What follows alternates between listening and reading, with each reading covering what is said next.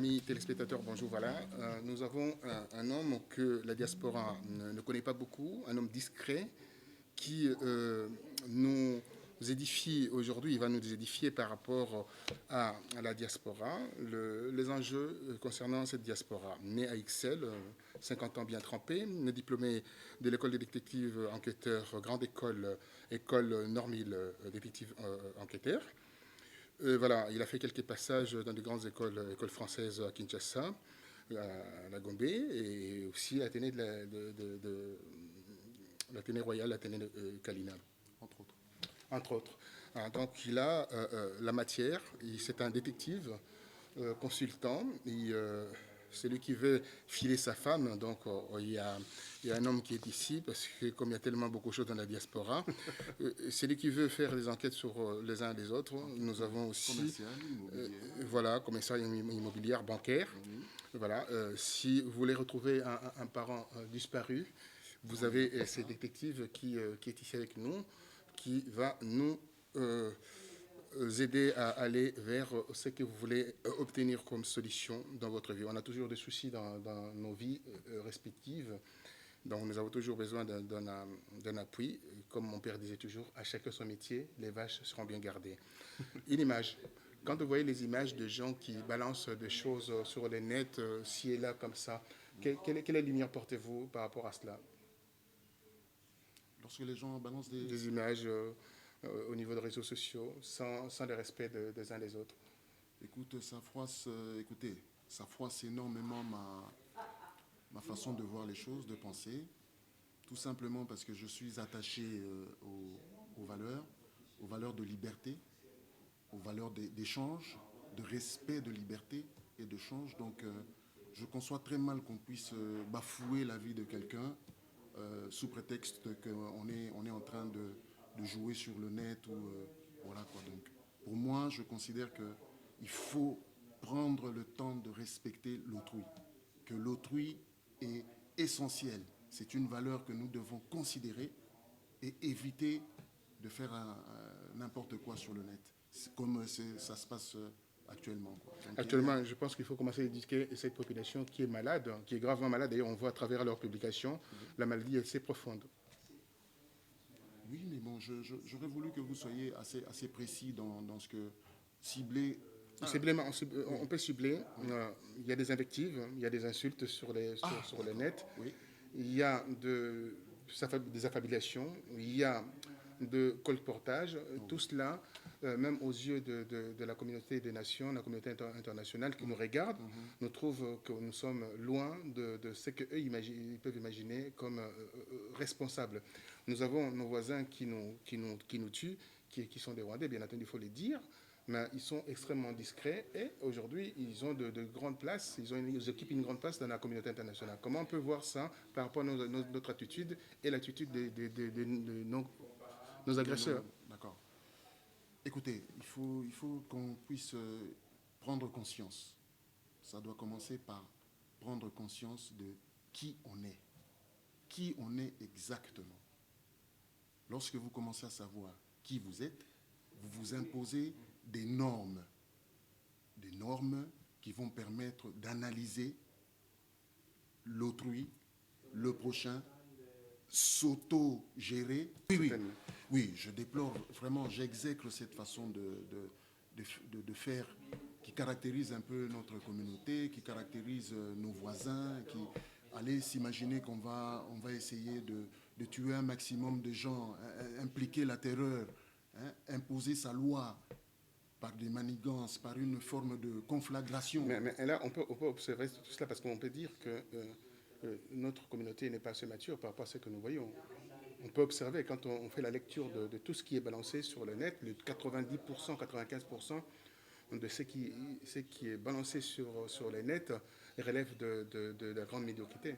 Oui, mais ce n'est que le reflet de ce que sont les gens, ce n'est que le reflet de leur pensée. Ce que vous faites au net démontre ce que vous êtes exactement. Il n'y a pas lieu de faire un distinguo entre ce que vous faites au net et ce que vous êtes. Donc c'est strictement lié. On ne peut pas séparer tout ça.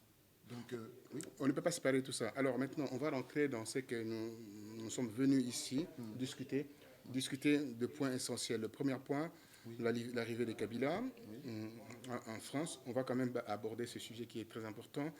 L'extrait, bien entendu, de mon interview avec Vital Kamere, que vous avez souhaité intervenir là-dessus. Et Tchékédi, Imperium et le nouveau prochain congrès de l'UDPS, où on va pouvoir mettre quelqu'un de la famille au lieu de garder les gens de l'UDPS qui ont travaillé pour l'UDPS, comme Moleka et les autres, Chabani, sont virés au profit de gens qui portent le nom de filiale, qui sont le nom de Tshisekedi. Alors, on va également évoquer la diaspora, son travail, qu'est-ce qu'il fait, les expulsions de Brazzaville, la réaction de politique, le mutisme du gouvernement congolais. On va tous voir ça en images. On va commencer d'abord avec les images de l'arrivée de Joseph Kabila. Regardons ces images. À l'Élysée, ce mercredi, le président Joseph Kabila a réaffirmé à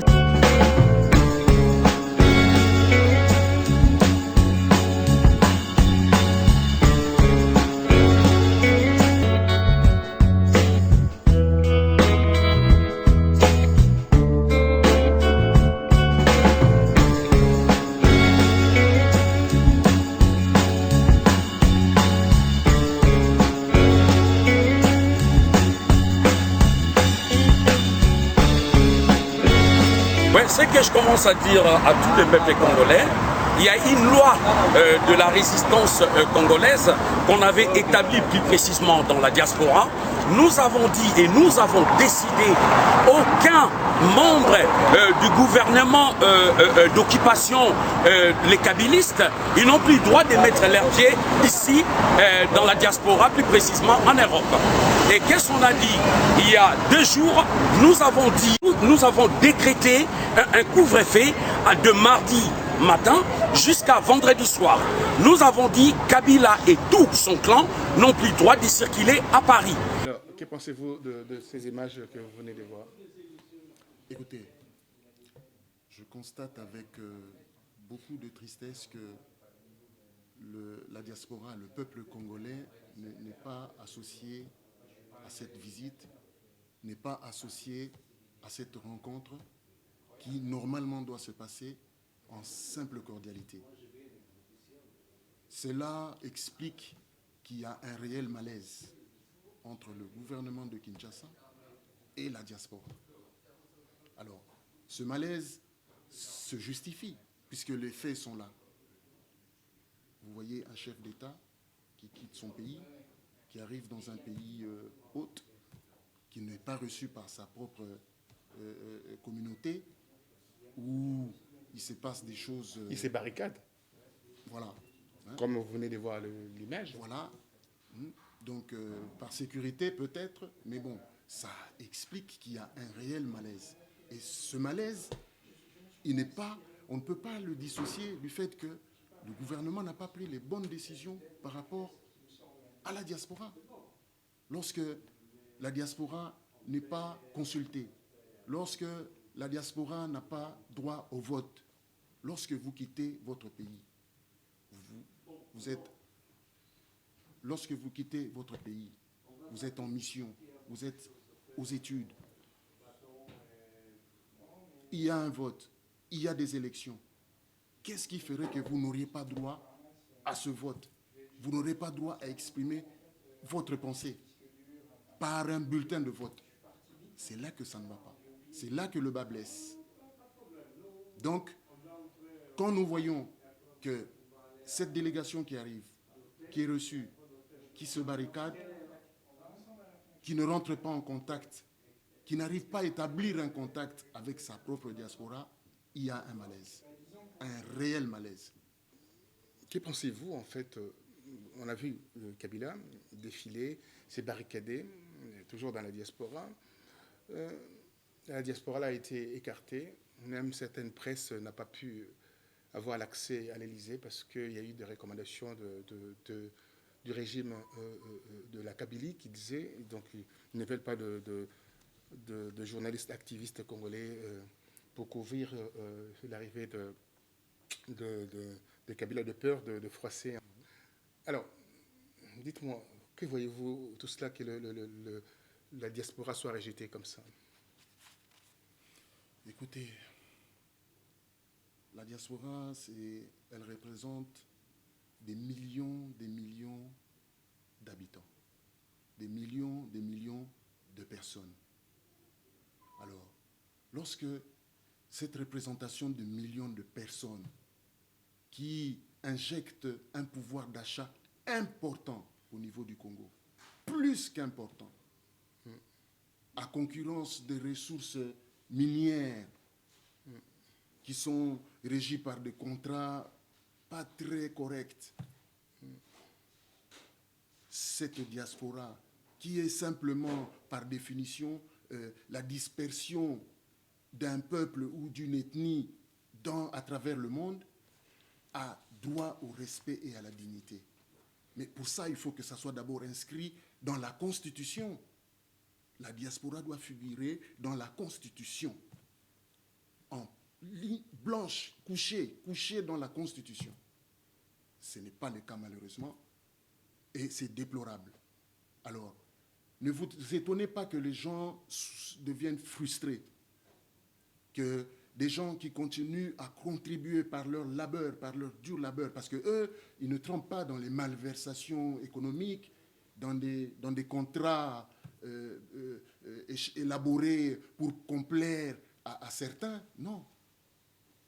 Donc, la diaspora est importante. Il faut que cela figure dans la Constitution pour pouvoir prétendre exister. Parce que ce n'est pas le cas. La diaspora est mise de côté. La diaspora est indexée. Vous avez des gens qui prétendent que la diaspora ne représente rien du tout. Mais c'est archi faux. Alors, quand on voit le nombre de Congolais qui sont dans la diaspora... Ces chiffres-là même doivent évoquer l'attention, notre attention. L'attention de ceux qui sont à Kinshasa. Parce que ce chiffre représente certains pays entiers. Comme le Congo. Voilà. Certains pays entiers. En Afrique, la population que représente la diaspora, qu'on n'arrive même pas à chiffrer par une carence administrative, on ne sait même pas combien de Congolais il y a. Donc, c'est quand même grave. Il n'y a pas un recensement, on ne sait pas exactement. Et ils n'ont pas le droit de citer. Droit de vote, on n'a pas le droit de vote. Ça, c'est inadmissible. On n'a pas le droit au vote.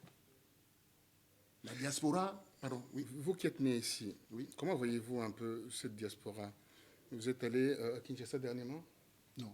Alors, dites-moi, non, comment voyez-vous cette diaspora? On va basculer directement aussi également avec la double nationalité. Vous êtes né ici, vous êtes Congolais dans l'âme, Congolais au niveau de père et mère. Ah oui.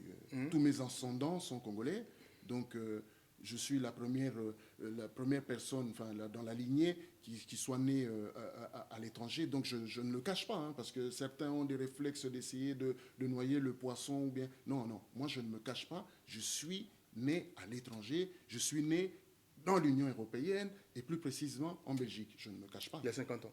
Ah, il y a plus de 50 ans, oui. Il y a plus de 50 ans. On ne va pas rentrer... donner l'âge. Oui, voilà, mais bon, il y a plus de 50 ans. Donc, d'ailleurs, à l'époque, c'était rarissime. C'était une anecdote comme ça. C'était, voilà, ma mère, quand elle a accouché, elle avait même pas 20 ans, quoi. Donc, qu'est-ce qui s'est passé? Simplement, le jour de ma naissance, à l'hôpital d'Ixelles, toutes les dames qui se sont retrouvées ce jour-là dans la maternité ont exigé aux sages-femmes de pouvoir voir comment était un enfant noir, comment était un bébé noir.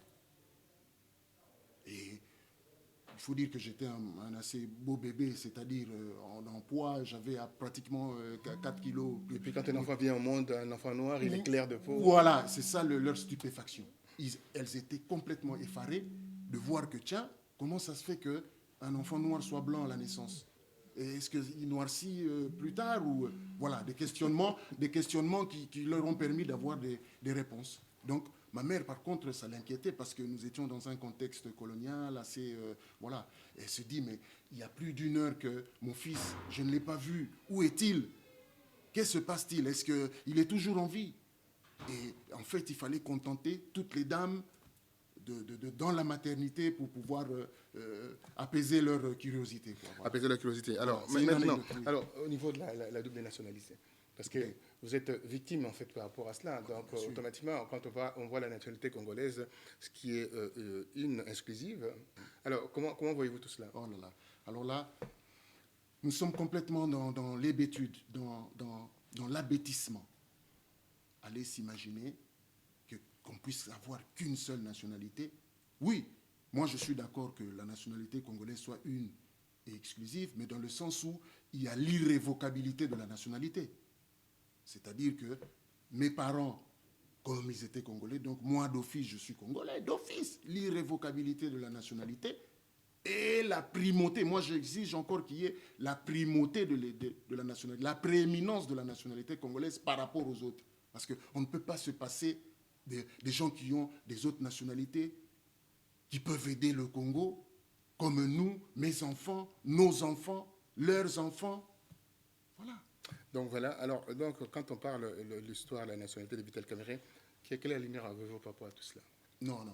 Écoutez, pour moi, si cet homme a rempli des fonctions bien avant l'invasion du Congo, qu'il est né au Congo, qu'il y a eu un parcours scolaire, qu'il y a vécu, je lui accorde aisément sa nationalité.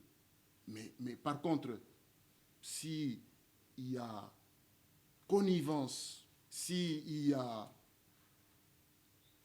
quelque peu... Allez-y, il faut dire les choses. Oui, voilà. Donc, s'il y a eu connivence, complaisance, alors là, il est aussi condamnable que ceux qui l'ont commis. Parce qu'il faut dire qu'au Congo, vous prenez par exemple l'exemple de M. Feu Laurent Désiré Kabila, il a tout de suite dit, c'était un mea culpa, certes tardif, mais il a quand même fait. Il a reconnu qu'il s'était accoquiné des Rwandais, des envahisseurs ougandais, et que voilà. Voilà, alors donc on va rentrer toujours dans le deuxième sujet. Oui. Le sujet, on va voir Étienne Tshisekedi. Regardez ce sujet. Oui.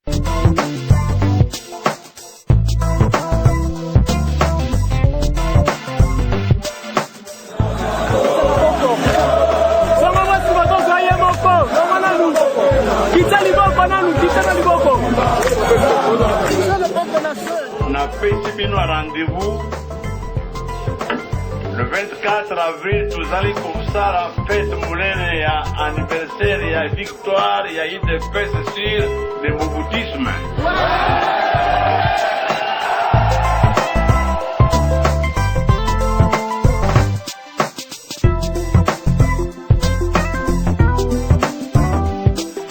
Je viens, encore une fois, comme vous venez de l'apprendre, de faire appel au bon sens, à la bonne volonté de la communauté internationale.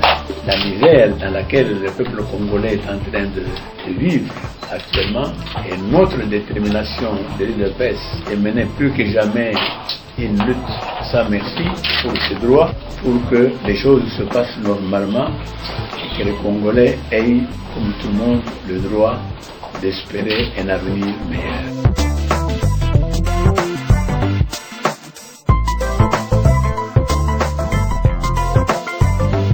Toutes les forces du changement congolaises sont invitées à venir.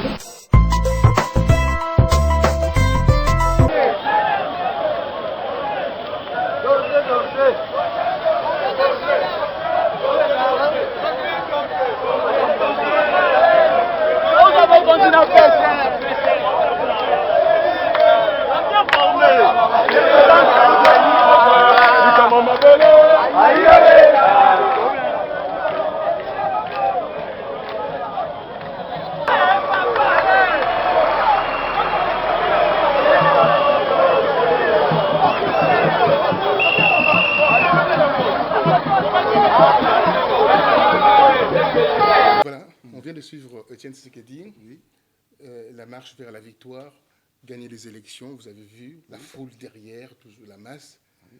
Et là, il y a les congrès, et on débarque, même pas les congrès, on n'a pas attendu l'Assemblée générale extraordinaire de l'UDPS pour débarquer Moleka. Il est débarqué comme ça, par rapport à une lettre envoyée, comme ça, sur les nets. Et lui, il n'était même pas au courant. Quelle est la lumière portée par rapport à ça? Et puis, il y a eu une dernière rencontre. On se retrouve, Félix Tshisekedi, dans cette délégation pour aller représenter l'UDPS. Que pensez-vous par rapport à tout cela? Écoutez, je fais un constat amer par rapport aux partis politiques dans notre pays. Vous allez constater qu'il y a beaucoup de changements, il y a beaucoup de trahisons et souvent beaucoup de transfuges. Des gens qui partent de gauche à droite, d'un tel parti à un autre. Mais dans le cas de l'UDPS, je suis effaré de constater que M. Albert Moleka soit évincé de la sorte. Alors, il faudrait connaître vraiment les tenants et les aboutissants de cette affaire.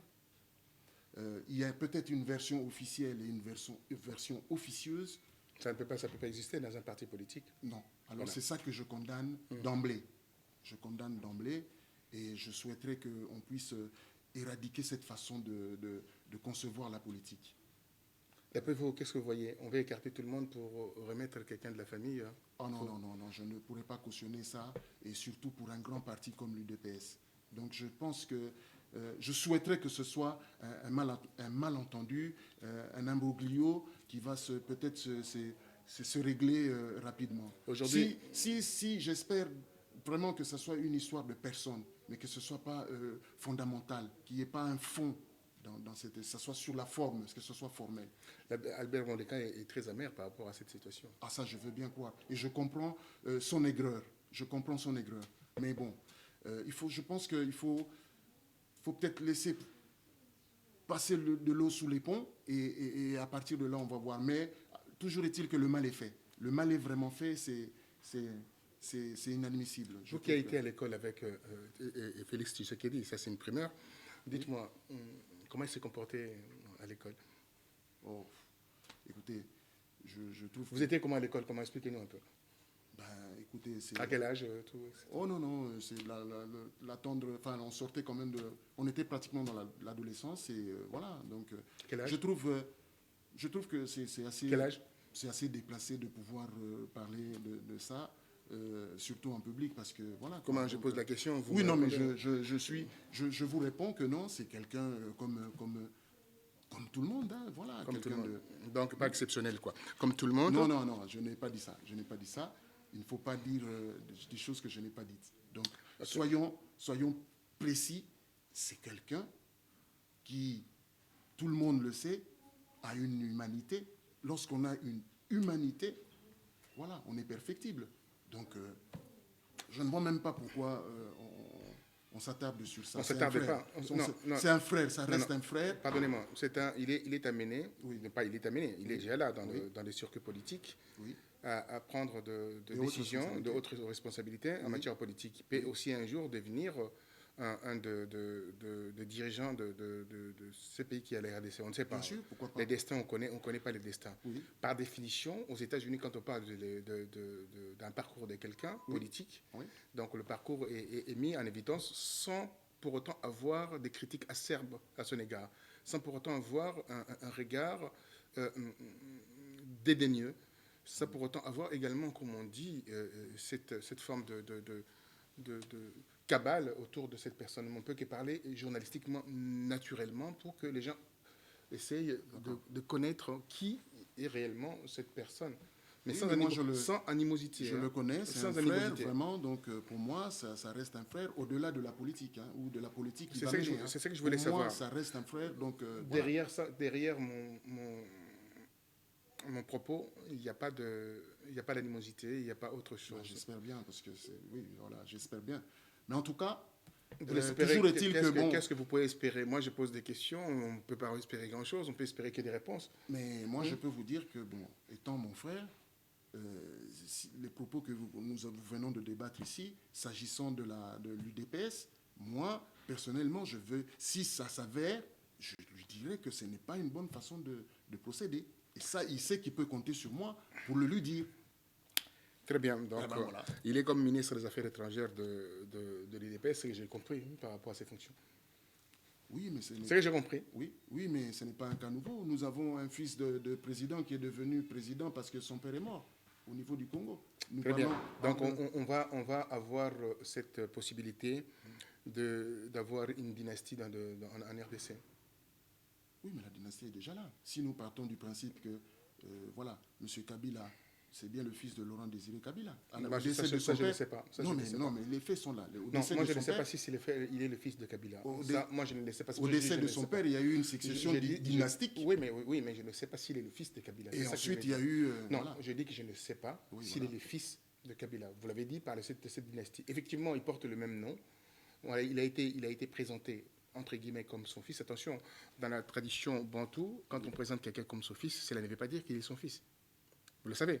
On peut rentrer un tout petit peu là-dedans. La tradition bantoue, il demande quoi? Quand tu héberges l'enfant de ton oncle, tu héberges l'enfant de ton cousin, oui. Est-ce que tu vas dire c'est l'enfant de mon cousin, ou bien tu diras c'est mon fils? C'est dommage. Non. C'est dommage. Est-ce que, soyons honnêtes. Oui. C'est vraiment dommage. Non, soyons honnêtes. Oui. Est-ce que vous diriez que l'enfant de votre cousin n'est pas votre fils? Non. Non. Moi, je ne suis pas d'accord. Parce que... Vous voyez, vous tournez autour du pot. Moi, je parle de la tradition bantoue. Oui. Que ce soit les sentiments personnels, je peux comprendre que vous ayez ces et surtout s'agissant d'un enfant. Hein. Pardonnez-moi, vous ayez un sentiment personnel, ça c'est autre chose. Je parle des us et traditions, dans les us et coutumes. Oui. Par définition, on doit se référer sur ces traditions-là. D'accord. Si vous sortez de là, donc vous voulez cacher la lumière sous une couverture, donc ça ne sera pas possible. Pas du tout. Écoutez, moi je veux simplement qu'on puisse comprendre que lorsqu'on adopte un enfant, par exemple, moi je ne défends pas M. Kabila, que je ne connais pas. Vous pouvez le défendre, mais vous faites non. comme vous voulez. Je ne le connais pas. Je ne le connais pas. Je ne cherche même pas à le connaître. Par contre, je veux qu'on puisse intégrer ce paramètre. Lorsque vous n'avez pas d'enfant, par exemple, il ne s'agit pas de son cas. Vous n'avez pas d'enfant. Vous prenez l'enfant de votre sœur, par exemple. Il vit chez vous. Vous l'éduquez. Vous le nourrissez. Vous lui donnez une éducation. Il se rend à l'école. Vous l'aimez autant. Pourquoi ça ne serait pas votre enfant? C'est ça que je dis. C'est ce que je viens de le dire. On dit la même chose. Je pense qu'on ne s'est pas compris par rapport à la question. On ne s'est pas compris par rapport à la question. Je pense donc que on se rejoint, donc on est d'accord. On s'est rejoint. Donc cela veut dire qu'il pouvait être l'enfant récupéré quelque part et puis après il a grandi. Voilà, on le présente comme son enfant. Voilà, c'est ça que je voulais dire. Voilà, on se met d'accord là-dessus. On est d'accord. Alors, la diaspora, comment peut-elle s'organiser? Écoutez, ça c'est un problème. Allez-y. Voilà. Parlez à la diaspora. Écoutez, la diaspora, il est grand temps qu'elle puisse se réunir, se ressaisir, se mobiliser. Il est urgent de pouvoir le faire. Pourquoi? Parce qu'il y a des enjeux. Alors, il y a des enjeux. Oui. On regarde quelques images de la diaspora. Oui. J'étais un coup d'œil. Oui.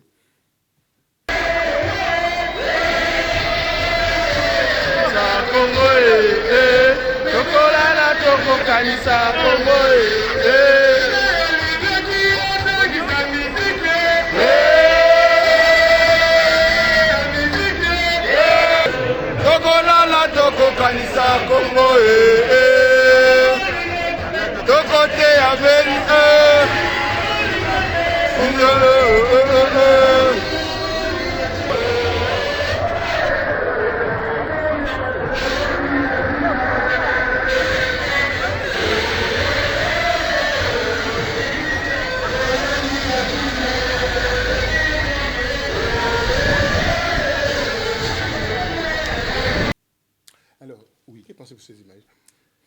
Écoutez, les marches. Voilà. J'ai vu les marches. Ça a son impact. Les marches permettent aux gens de comprendre. Permettent, là où se déroulent ces marches, de sensibiliser les gens. Mais ça ne suffit pas. C'est déjà quelque chose, c'est déjà apporter quelque chose à la table, mais ça ne suffit pas. Il faut se structurer, il faut s'organiser davantage. Et d'ailleurs, pour ça, je lance un appel vibrant à toute la diaspora. Ne nous déconsidérons pas, n'acceptons pas ce qu'ils veulent faire de nous. Nous sommes la puissance du Congo. C'est nous qui trimons, c'est nous qui travaillons, qui envoyons l'argent, qu'on reçoit les appels constamment pour essayer d'aider les nôtres qui sont au Congo. Donc, diaspora, prenons-nous en main. Prenons-nous en main. Mais comment faire? Comment faire? Structurer. Il faut se structurer, se mobiliser. Comment? Parce qu'il y a toujours le même discours qui revient. Écoutez, il faut absolument qu'on prenne les choses en main. C'est-à-dire, avoir un parti. Pas nécessairement un parti politique comme ce qui se passe actuellement. Parce que les partis politiques qui sont au Congo, qui agissent aujourd'hui, nous ne pouvons pas les concurrencer. Parce que, tout simplement, ils ont utilisé des moyens d'État. Ils ont utilisé la déprédation. Ils ont utilisé des malversations pour s'enrichir à outrance. Vous comprenez? Donc, nous devons nous concilier. Nous devons nous réunir pour avoir des projets conséquents sur la nationalité, sur les réformes à apporter. Parce que notre parti va être réformiste. Ce n'est pas qu'on va avoir un leader qui vient imposer son idée, non. Oui, alors je vais comprendre tout cela. Ça, c'est un discours politique et politicien. Mais si on rentre dans la réalité, aujourd'hui, 6 ans à peu près, les gens marchent jour pour jour. Oui, j'ai dit 6 ans parce que quand je parle, 5 ans. Alors, admettons 5 ans. Oui. Ils marchent tous les jours de 2009 jusqu'à aujourd'hui. Ils marchent vraiment beaucoup, hein. Un rythme soutenu. Le marche, oui, ça commence à s'essouffler. On le voit. Le coup est entendu au niveau des institutions, mais en termes de représentativité, il n'y a personne. Ils vont nous imposer quelqu'un si on continue comme ça. Est-ce que vous le savez qu'ils sont en train de préparer pour imposer quelqu'un là? Est-ce que vous savez au moins? Vous avez les informations là-dessus? Écoutez, il y a quand même une nette contradiction entre ce que vous m'avez dit au préalable et ce que vous dites maintenant. Parce qu'au départ... Alors, dites-moi la contradiction, elle est où? Contradiction, c'est une façon... Non, dites-moi, elle est où? Il y a un hiatus.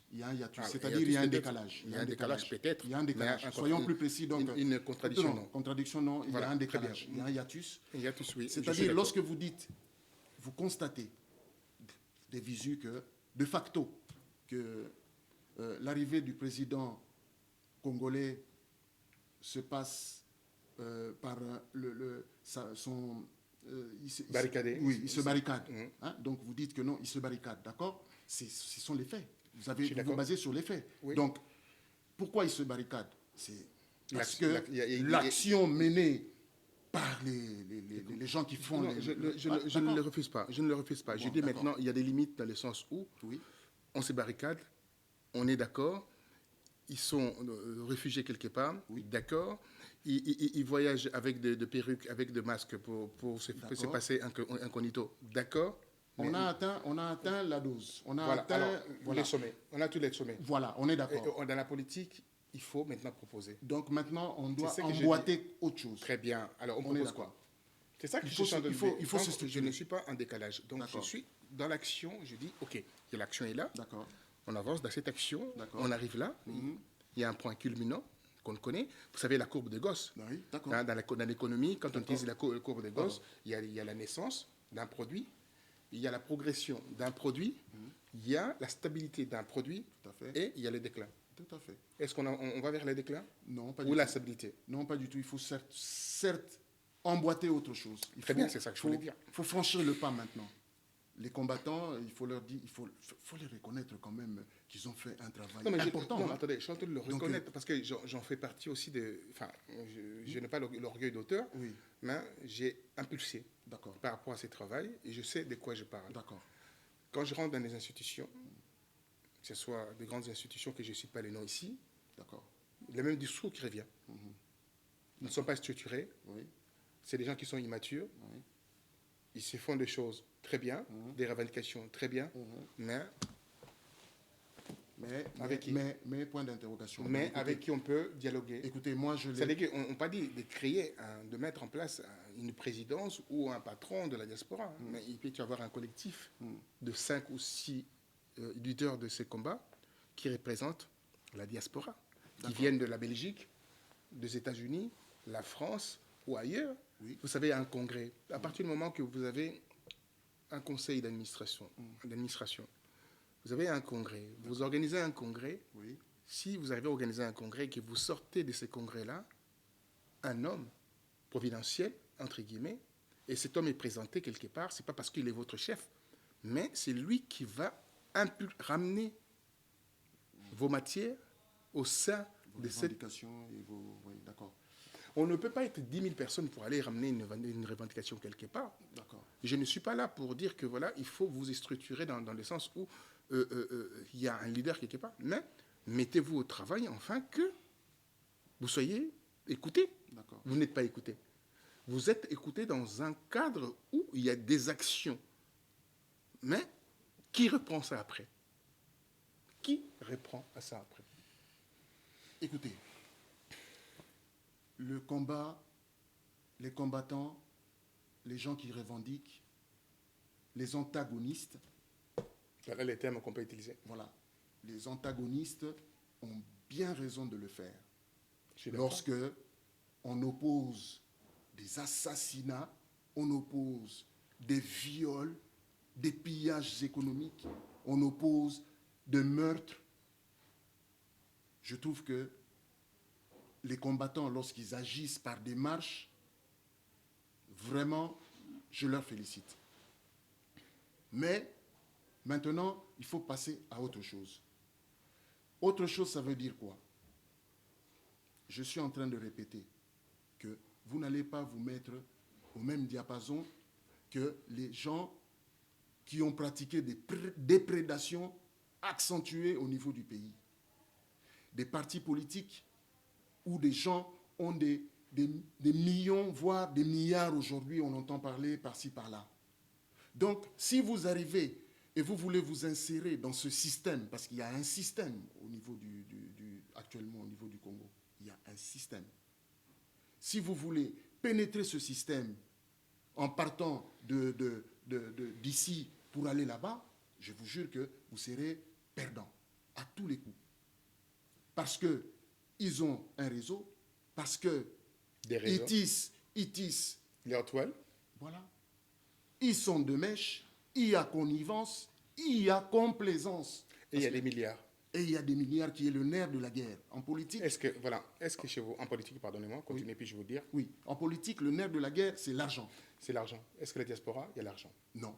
Alors, non, comment non, justement, c'est pour ça que je vous dis que maintenant, il faut se structurer, il faut se mobiliser. C'est quand même grave, mon cher ami. Oui. Moi, je suis désespéré. Ah, il ne faut pas. Oui, Chauvin, je vous écoute. J'écoute votre désarroi. Je dis faites-moi... Pas désespéré dans le sens où je vais me trouver dans un asile des fous. Peut-être ça peut arriver. Non, il ne faut pas. Non, je dis désespéré dans le sens où 5 ans de marche. Je fais allusion à ces 5 ans de marche. Et qu'aujourd'hui, on est en train de demander de se structurer 5 ans après. C'est quand même grave, non? Vous ne trouvez pas? La France a été libérée, oui, au bout de combien de temps? 5 ans. C'est pour ça que j'ai pris ces 5 années-là. D'accord. Ils ont essayé de se structurer en 1943. C'était le 27 mai dernier, qui vient de se passer là, 43. Le général de Gaulle envoie Jean Moulin de son exil. Structurez-vous, mettez en place le Conseil national de la résistance. Il a mis le Conseil national de résistance en place, mais il n'a pas bénéficié de ses dividendes. Il est mort avant. Mais il a structuré les choses. Comment voulez-vous, tout combattant mène un combat, veut devenir président de la République? On a déstracalisé ces postes de président de la République. Vous ne trouvez pas? Non. Et qu'un abruti qui passe à la télévision, qui ne sait pas aligner un mot en français, une phrase, avec plein de fautes, et ces mêmes personnes-là veulent diriger les gens. et avec une petite moralité. Et croyez-vous que ces choses-là, c'est que les gens qui nous regardent, qui nous suivent, vont nous trouver sérieux dans tout cela? Écoutez, Et on oui, voit, enfin, ils créent leur, oui, je vous laisse poursuivre. leur association ici et là, les noms à dormir sous un pont. De quel genre? Je ne veux pas dire le nom pour ne pas faire des mauvaises publicités, D'accord. mais pour dire simplement qu'en 5 années, on est toujours là à se chercher, comme les Ivoiriens disent. Au statu quo total. Et alors, pensez-vous qu'on est encore mature par rapport à ce qu'on est en train de mener? Moi, je suis désespéré dans ce sens-là. Pas désespéré par rapport à mon travail, parce que mon travail progresse. La preuve que tout le monde me contacte pour participer. Non, mais je suis d'accord. À cette émission. Vous voyez dans quel cadre nous sommes. Donc, Comment il y a vous de êtes reçu? l'avancement. Oui, Comment j'ai vous été êtes reçu correctement. Avec le responsable, le patron. Avec une urbanité sincère. Donc, voilà. Écoutez, je peux simplement vous dire qu'il ne faut pas se désoler. Il faut espérer. Et la conduite des choses, ça passe par l'instinct. Il faut qu'il y ait de l'instinct. Donc vous êtes animal. De l'instinct. Animal. Il faut de l'instinct. Animal. Si vous voulez. Ah oui, parce que... Le génie ne passe que par l'instinct, monsieur. Il est certes, si vous voulez, si vous considérez que l'animal est un être... Instinctif. Voilà. Instinctif, sans passion, sans raison, sans cœur. Non, ça ne veut pas dire, faut pas le... Non, vous le prenez péjorativement. Le génie passe par l'instinct, monsieur. Le peuple congolais est un peuple instinctif. Il a du génie. Mais il faut savoir le conduire. D'autres l'ont su le conduire. Mais d'autres le conduisent dans le mauvais sens. Alors, comment voulez-vous? 5 ans.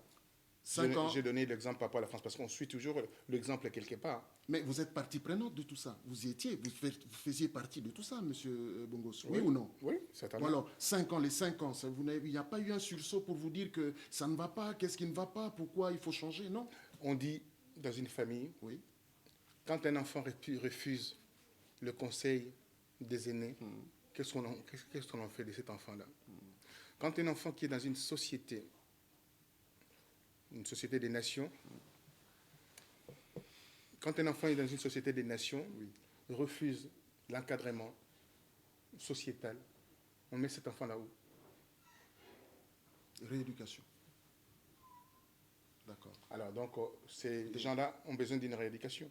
Écoutez, il ne faut pas désespérer. Je pense que moi maintenant, je lance un appel vibrant aux Congolais, à ceux qui aiment le Congo, qui se sentent vraiment congolais, de pouvoir... mes points de contact vont apparaître. On va la voir défiler. Voilà. Donc, prenez contact avec moi. Établissons un contact.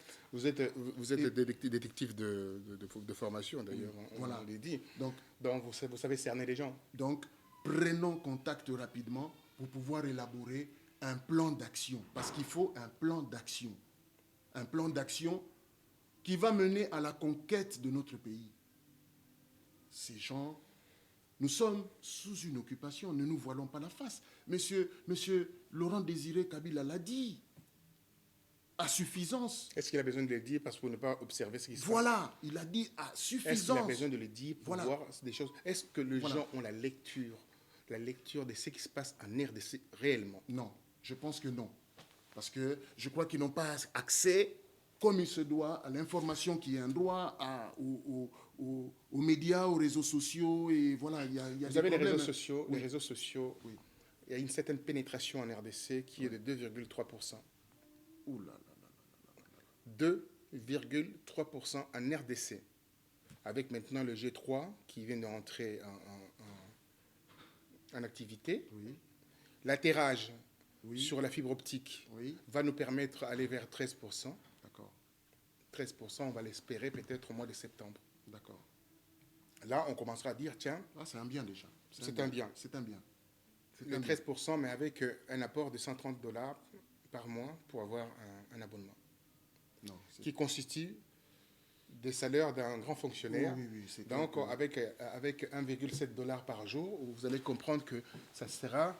c'est sélectif et restrictif. Donc, voilà, c'est triste à dire. C'est triste à dire. Donc, il faut que les... Est-ce que vous croyez que quand on crie sur les réseaux sociaux, les gens qui sont acquis... Non. c'est prêcher dans dans le le désert. désert, complètement. Mais il faut vraiment changer les choses. Il faut s'organiser autrement. La diaspora, elle est malade. Elle est criante, malade. Je ne jette pas la pierre. J'ai vu les gens évoluer dans cette diaspora avec une certaine prestance. Mais ils sont découragés par cette médiocrité ambiante qui entoure ces combats. Écoutez, moi je profite de de cette tribune pour lancer vraiment un appel, un message à tous ces gens qui ont un certain capital, qui disposent de cet amour du Congo, qui doivent comprendre que nous sommes en train d'enclencher une phase. Constatez vous-même le Front National, par exemple, Très bien. qui est en train de progresser. Ça, c'est très bien. Vous passez en Belgique, vous avez le Vlaams Bloc qui évolue. Vous avez l'Aube dorée en Grèce qui commence déjà à maltraiter, à battre les étrangers pour les pousser. Enfin, je ne veux pas aller jusque-là, mais, mais voilà. Il y a eu de meurtres. Mais c'est ça. Il y a eu de Mais meurtres, c'est ça. je suis désolé. Donc voilà, hein, à pousser les gens à partir parce que vous êtes d'une autre coloration, parce que vous êtes étranger, parce que vous êtes immigré, parce que chez vous, il y a un dictateur qui tient la maison depuis X années, qui ne veut pas lâcher le morceau. Donc voilà, moi, j'appelle toutes les personnes de bonne volonté qui disposent d'un moyen, n'importe lequel. J'ai besoin des juristes, j'ai besoin des informaticiens, j'ai besoin des journalistes pour préparer des plans médias. Donc j'ai besoin de tout le monde. Tout le monde, sans exception. Vous vous rendez compte, chez nous, il y a des gens ici, des Congolais, qui font des routes. Qui font des routes, c'est leur métier, faire des routes. Ils ne sont pas certes ingénieurs, mais les ingénieurs, on les a. Mais ce sont les techniciens qui font les routes. Alors, je ne m'explique pas, je ne peux pas comprendre, je ne peux pas concevoir qu'on puisse céder des marchés de construction, d'infrastructures routières à des étrangers, moyennant paiement par les gisements qui se trouvent au Congo. Ça, c'est un capital qui doit servir à l'avenir, pour le futur du Congo. Alors, on va passer à la 5e image. Oui. On va voir les expulsés. De Brazzaville. Suivant. Oui.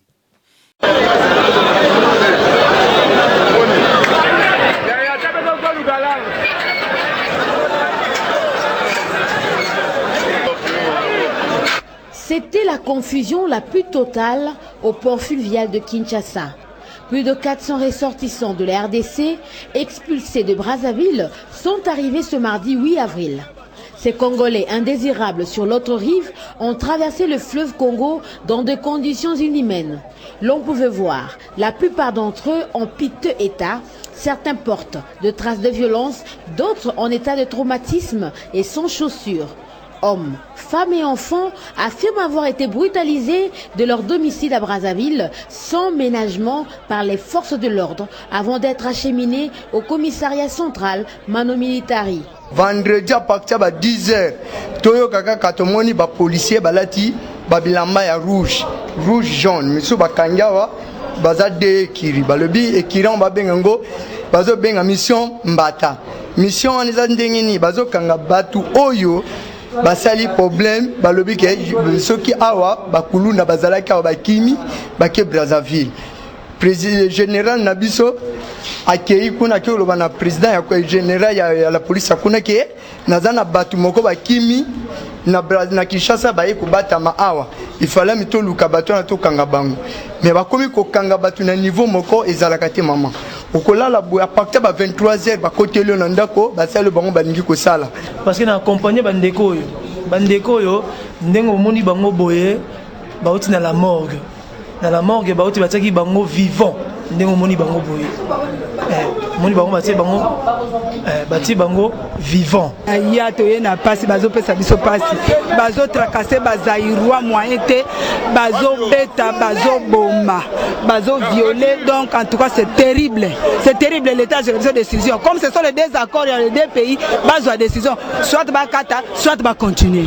Cette situation a révolté les familles des expulsés qui les attendaient au quai du beach. Elles interpellent le gouvernement de la RDC à intervenir le plus vite que possible sur cette question.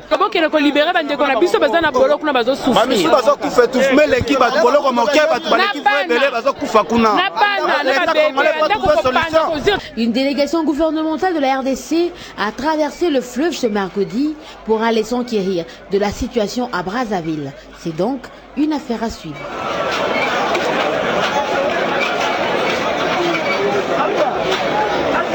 Alors, oui, ces images, c'est terrible. Terrible. 130 000 personnes. Ça évoque la tristesse. Ça évoque... Je suis dépité de voir ça. J'aurais cru que nous soyons dans une certaine époque, dans un monde, dans un autre monde, dans période d'apartheid peut-être en Afrique du Sud, qui est révolue, ça commencerait à avoir un début d'explication. Mais là, résolument, il n'y a pas d'explication logique. Il n'y en a pas. Certes, c'est un État indépendant, certes, c'est un État souverain, mais l'on prévient les gens. Si vous savez que... On applique le droit. Oui. Hein? Il faut d'abord commencer par appliquer les droits. Oui, on peut l'appliquer, certes, mais non, il faut commencer à appliquer les droits. Si on peut expulser des gens qui sont irréguliers, mais conservons des gens qui ont... Mais on ne fait pas un amalgame, on ne met pas tout le monde dans le même sac, on ne dilapide pas des familles qui se sont tissées, on ne viole pas, on ne pille pas. On ne jette pas des gens qui sont restés deux générations. Il y en a qui sont restés 2 générations. Voilà. 2 générations, des gens qui sont partis comme ça, qui se font expulser, qui meurent, tout simplement parce qu'ils ont choisi d'aller d'un point A à un autre point. C'est pas possible. Écoutez, ceci, ça reflète, vous savez, cette retenue est un aveu de faiblesse. La retenue du gouvernement. C'est un aveu de faiblesse. Et comparativement à la République du Congo, vraiment, cette extrême sévérité engendre la haine.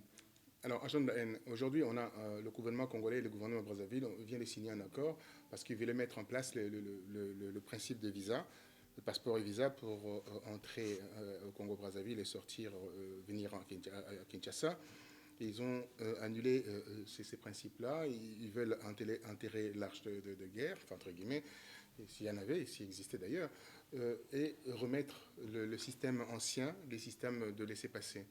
Qu'est-ce que c'est? On expulse, on fait des choses, et puis les gouvernements congolais de Kinshasa fait des courbettes à ces gouvernements belges, ces gouvernements, c'est un lapsus révélateur. C'est un gouvernement de Brazzaville. Je déplore cette carence, je déplore cette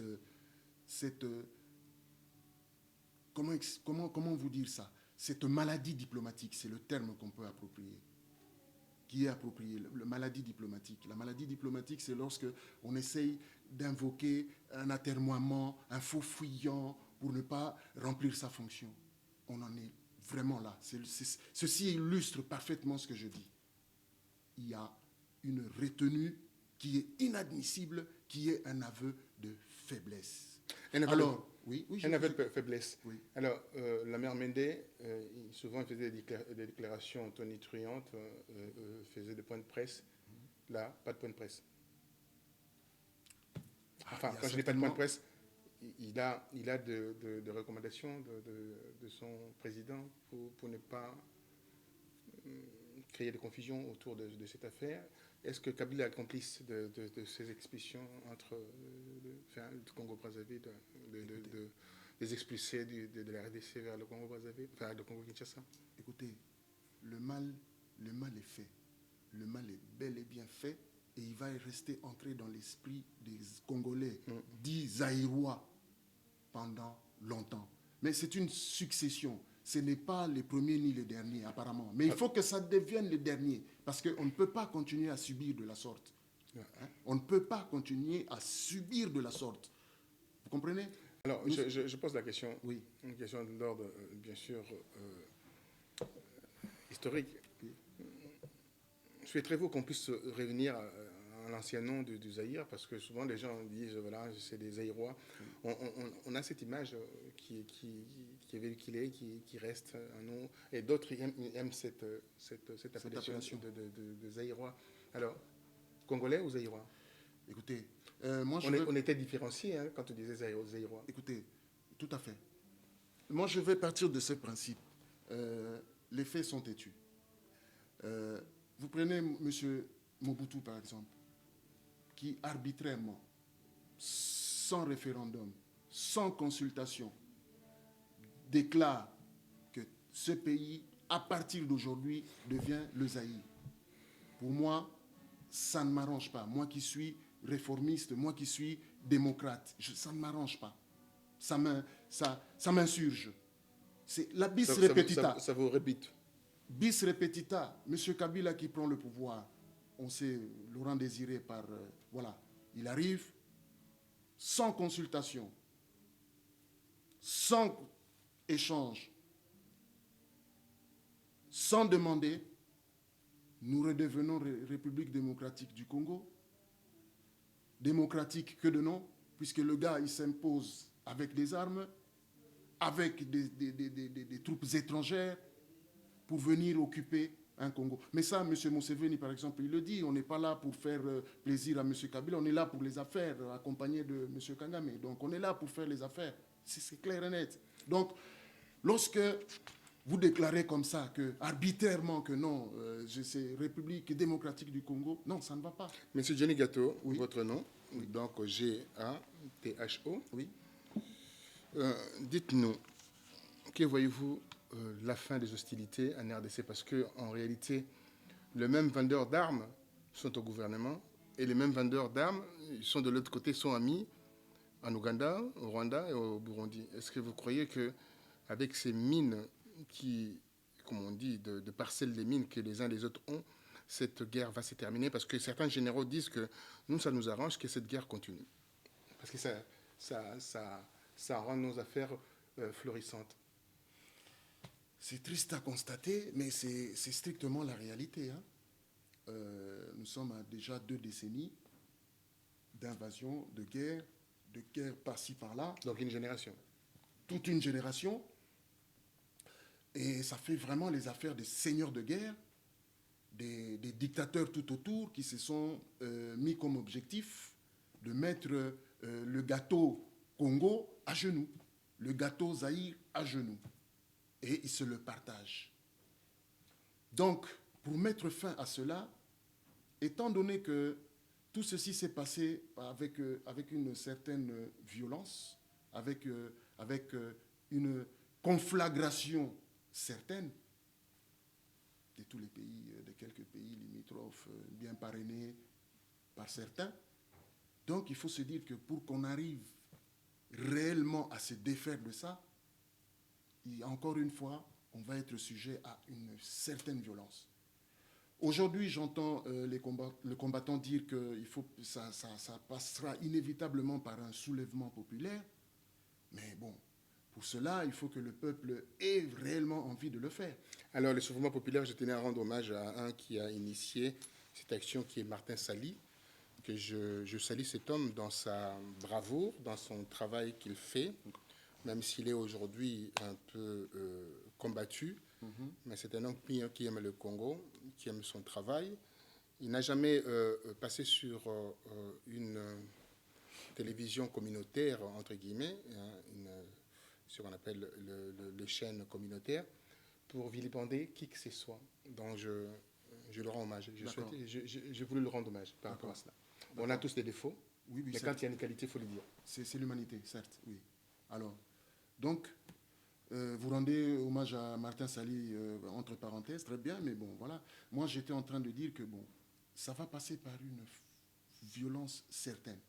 Donc, lorsque vous voyez les combattants se rendre à l'évidence que notre libération ne peut s'obtenir que par un soulèvement populaire, faut-il encore que notre peuple en soit conscient? Et pour qu'il en soit conscient, il faut qu'il y ait un leader. C'est comme une armée. Une armée sans chef, sans général, est une armée perdue. C'est le cas de la nôtre. Qui n'a pas d'armée d'ailleurs. Hein, de la nôtre, qui a déposé les armes au pied des envahisseurs. Voilà. Alors voilà, pour terminer, on va vers la fin de cette affaire, de notre interview, notre rencontre. Oui. La première rencontre. Oui. J'espère qu'il y en aura d'autres. Oui, certainement. Hein, donc vous êtes né... Ça présage d'un avenir radieux. Mais moi, je suis ravi. Pourquoi? Parce que dans ces brouillards qu'il y a eu concernant la rencontre avec Vital Kamerhe, j'ai eu beaucoup d'appels. D'accord. Hein, il y a le vôtre aussi d'ailleurs, pour montrer simplement qu'il y a un intérêt important par rapport à ce que je suis en train de faire, ce que nous faisons. Tout à fait. Il y a la qualité du travail, je peux le reconnaître. Hein. Nul n'est prophète chez soi, mais il faut le reconnaître. Beaucoup de gens me saluent par rapport à ce que je fais comme travail. Il ne faut pas s'en offusquer. Hein. Moi, je considère que c'est une notule importante. Il y a une mesure toujours dans ce que je dis. Il y a toujours une mesure et on va continuer dans cette mesure.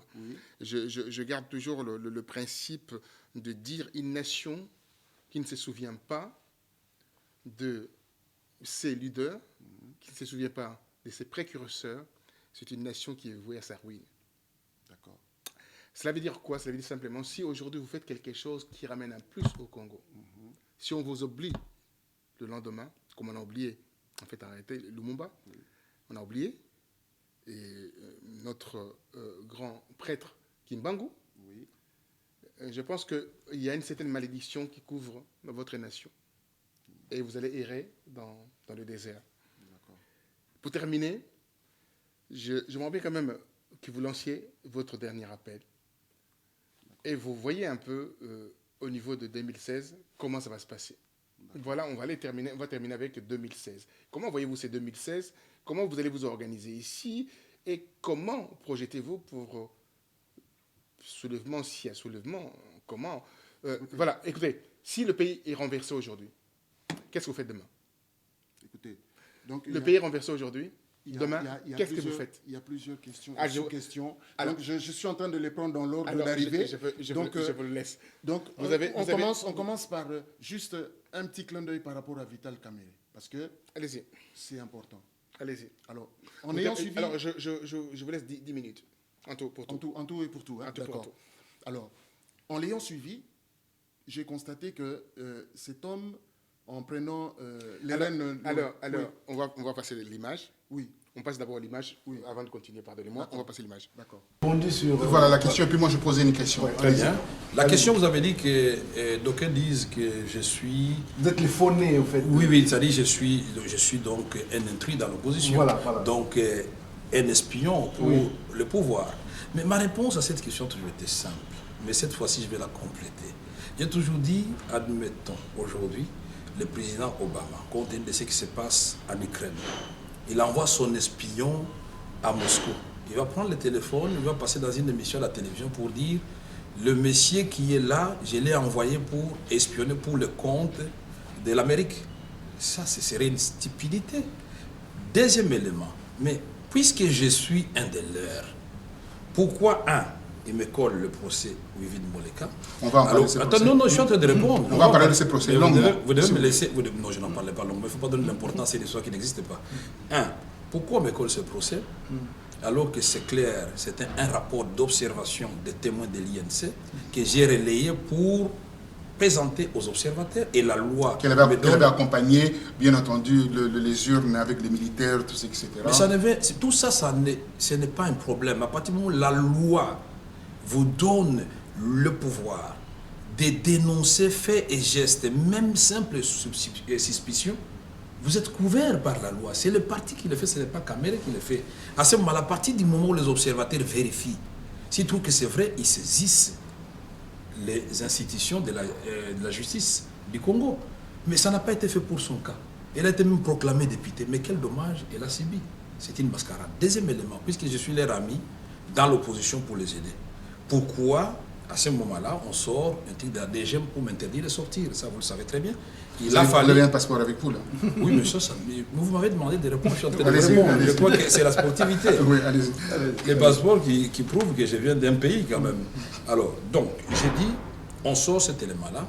Ils disent, ils passent tous à la télévision, vous avez suivi, que ce soit notre ami, le ministre de l'Information, avec sa verre volatoire, qui est venu contredire son collègue de l'intérêt qui avait dit non, ça doit être une erreur d'un agent zélé de l'administration de la DGM.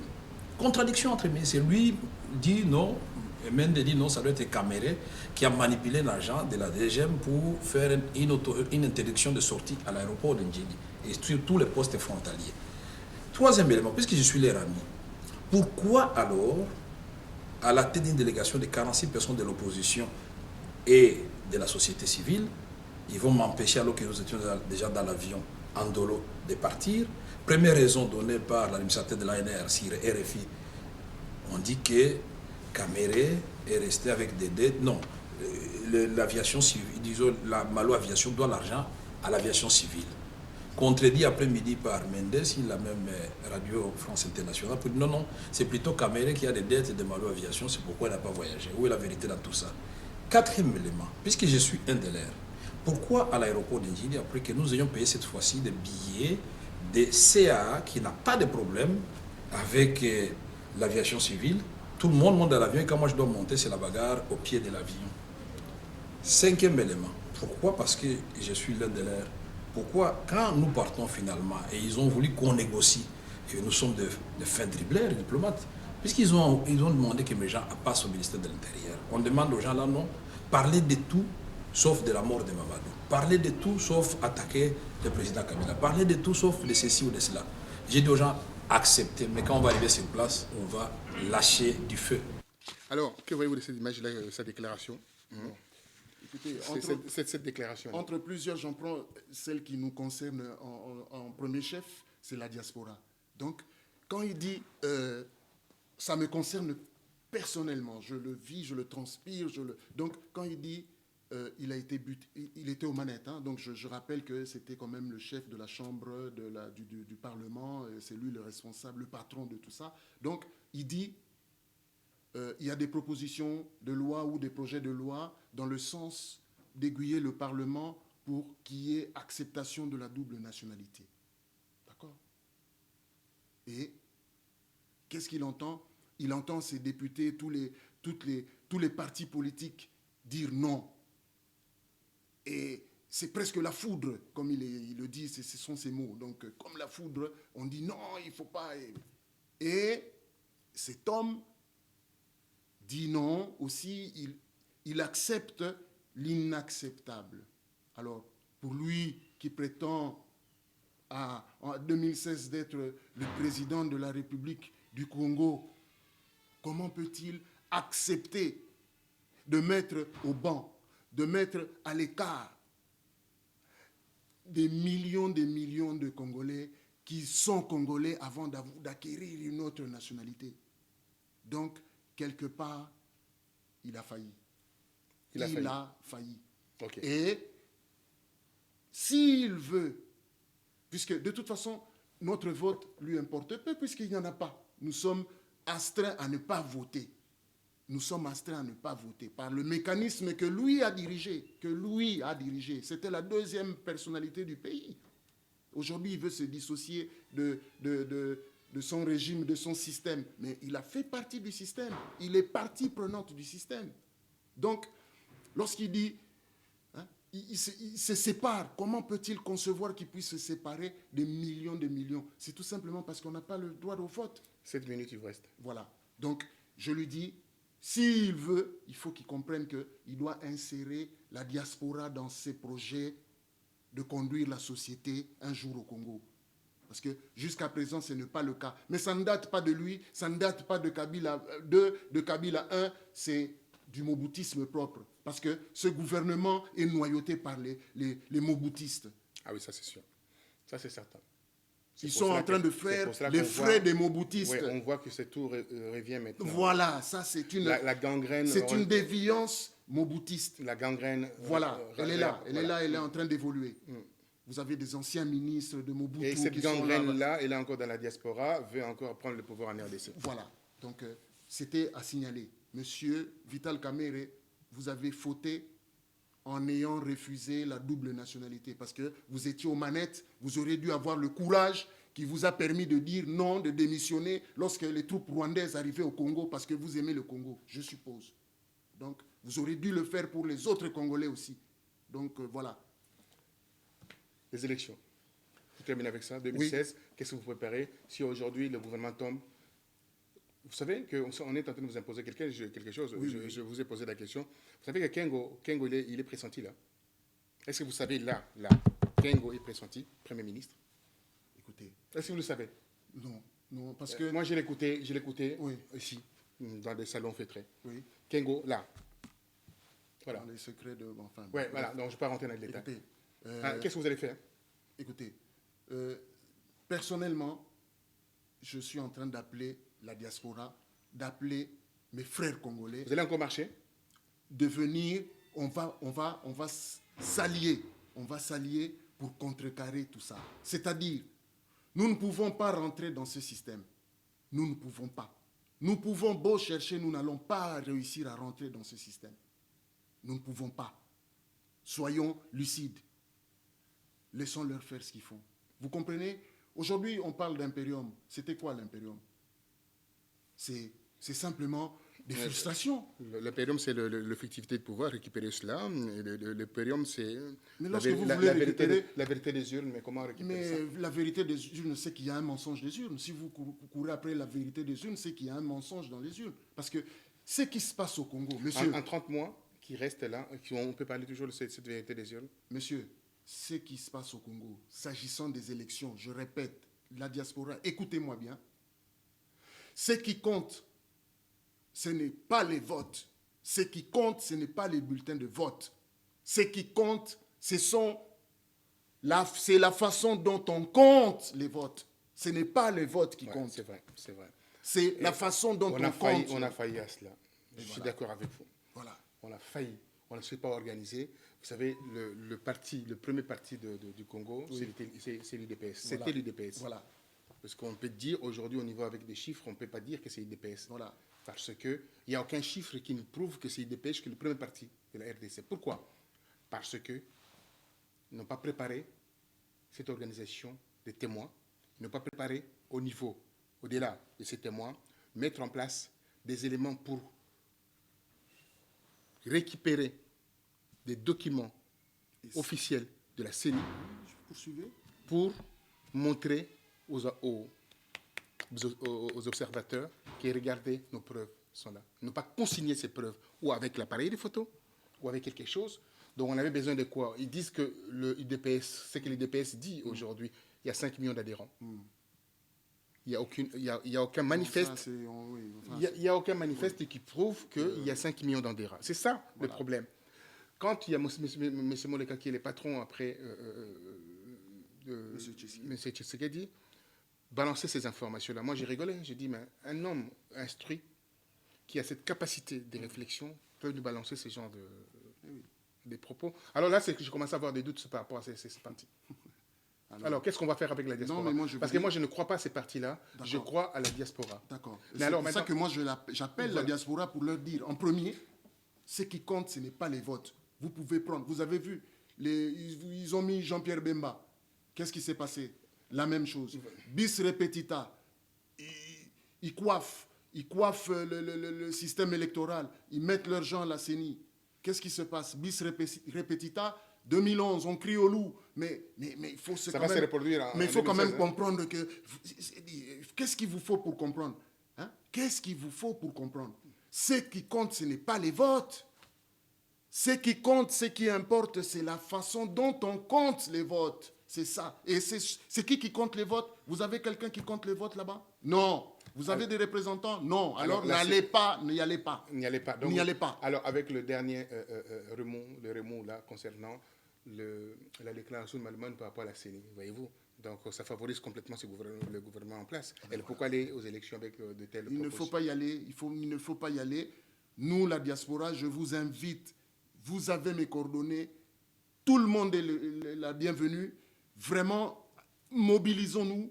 Nous allons faire du bruit. Nous allons agir. Nous allons mettre les choses en place. Mais pour ça, il faut l'argent. Le nerf, c'est l'argent. Parce que ces gens-là, en face, ils ont l'argent. Ils ont l'argent plus qu'assez. Ouais. Ils en ont plus qu'assez. Et moi, je peux garantir, tous ces gens qui crient dans la diaspora, là, avec leurs trucs qu'ils font, avec leurs vidéos de 2 balles qu'ils font, ce n'est pas ça. Non. Aujourd'hui, si on vient, c'est parce que moi, je sens que ces gens continuent à s'imaginer qu'on va rester passif. Ils souhaitent qu'on reste comme ça, passif, sans agir. Non, nous, on aime le Congo. S'ils aiment le Congo, ils ont été aux manettes. Ils ont été aux affaires. Ils auraient pu faire que les Congolais puissent se nourrir correctement, se soigner correctement, hein, se vêtir, aller à l'école, éduquer leurs enfants. Moi, les miens sont ici, hein, mes petits-enfants également. Donc, moi, si je me bats pour le Congo, c'est simplement pour les autres. Alors, on se bat pour le Congo. Moi, je terminerai avec cet élément essentiel, si vous voulez dire. On se bat toujours pour les Congos, mais il y a quelque chose qui est sûr. Pour terminer, on partira avec cela. On peut se battre, mais celui qui est à la tête de la RDC, quand celui qui est à la tête d'un pays organise des élections, ne perd absolument jamais. Ça, c'est une évidence. Par définition, les gens doivent s'organiser autrement. Mon appel est ceci. Je demande aux forces vives de la nation congolaise, de la diaspora, de se réveiller. Pardonnez-moi. Ne pas laisser la place aux vanipiés qui se mettent au devant de la scène pour tirer le combat là vers le bas. Les intellectuels, les gens de grande moralité, parce que pour gérer le Congo aujourd'hui, il faut avoir une certaine moralité. Ah oui, nous exigeons une probité, une probité. On critique Kabila là, dans sa sauvagerie, dans sa façon de faire les choses, qu'il est incapable. Mais ce que je vois dans la diaspora, ça me rend triste. Alors c'est pour ça que mon appel est envoyé à l'endroit de forces vives de la nation qui sont dans la diaspora. Ces forces doivent se réveiller aujourd'hui, à 30 mois des échéances.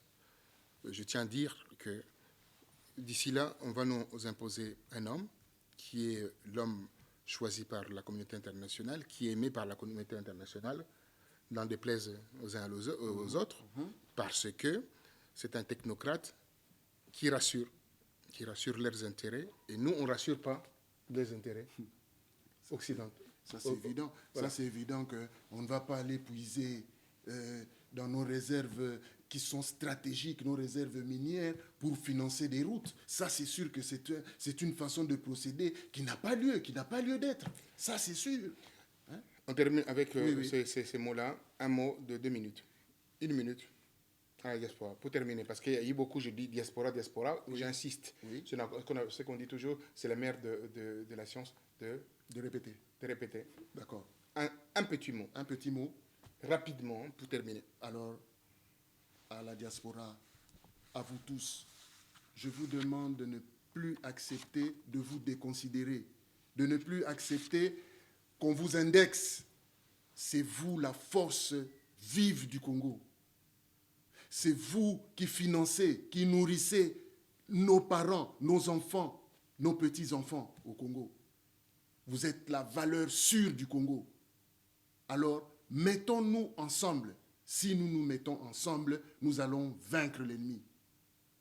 L'ennemi s'est trompé en essayant d'occuper le Congo. Il s'est trompé parce que ça ne marchera pas. Le Belge a essayé, ça n'a pas marché. Ça n'a pas marché. Ça a marché un temps. Les Rwandais ont essayé, ça ne marchera pas. Ça ne marchera pas. Ils ont essayé de couper le Congo. Militairement, ça n'a pas marché. Maintenant, ils sont en train de voir ça politiquement et économiquement. Donc, saisissons la balle au bon. Soyons unis. Nous sommes des hommes. Nous ne sommes pas parfaits. Mais ensemble, quand nous conjuguons nos talents, eh bien, vous allez sentir que le Congo va redémarrer. Mais pour ça, il faut qu'on soit ensemble et uniquement ensemble. À la diaspora, je leur dirais ceci. La différence entre le politicien et l'homme d'État. Le politicien, il pense essentiellement aux prochaines élections. Mais l'homme d'État pense à la prochaine génération. Je crois que c'est le mot de la fin. Alors, je pense que celui qui a dit ça, je ne l'aime pas trop, mais je vais pouvoir le dire. Je crois que c'est Sabdouad, je crois qu'il a dit ça. Non, non, pas du tout. Pas du tout. Pas du tout. qui a dit cela. Je crois que c'est un Sénégalais qui a dit cela, ou c'est Sendar Senghor, je crois. Mais c'est un Sénégalais. Je vais vérifier cela. C'est un Sénégalais qui a dit cela. Parce que pourquoi vous n'êtes pas d'accord avec cela? Je suis d'accord. D'accord. Je suis d'accord. Ah, vous êtes d'accord? Je suis pas d'accord avec celui qui a dit cela. Ah, d'accord. Parce qu'il a fait des choses, il a vendu quand même. Laurent Gbagbo, il a vendu Kadhafi. Oui. Voilà, c'est pour cela que je n'aime pas trop cet homme. Voilà. Donc, vraiment, pour en finir, c'est ça, quoi. Donc, il faut comprendre que la complaisance engendre les amis, mais la franchise, dans une stricte vérité, c'est les ennemis, c'est la haine. Merci à vous. Merci à tous.